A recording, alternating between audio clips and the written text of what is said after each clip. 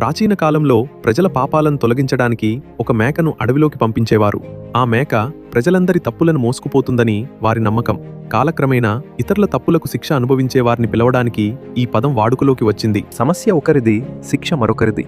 చరిత్రలో అయినా నేటి సమాజంలో అయినా తప్పుని కప్పిపుచ్చుకోవడానికి ఎప్పుడూ ఒక బలిపశువు కావాలి. ఆఫీస్లో ప్రాజెక్ట్ ఫెయిల్ అయిందా?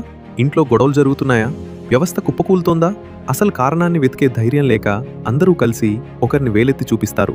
అతనే బలిపశువు. ఎవరిని ఎంచుకుంటారో తెలుసా?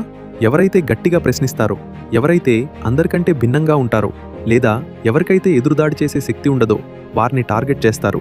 వారిని పంపించేస్తే అందరూ తాత్కాలికంగా రిలాక్స్ అయిపోతారు.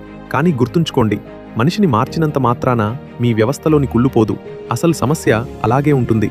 ఈ రోజు ఒకరు బలి కావచ్చు, కానీ రేపు అదే స్థానంలో మీరుండొచ్చు. ఎవరు తప్పు చేశారు అని కాదు, ఏం తప్పు జరిగింది అని ఆలోచించండి. నిజం వైపు నిలబడండి.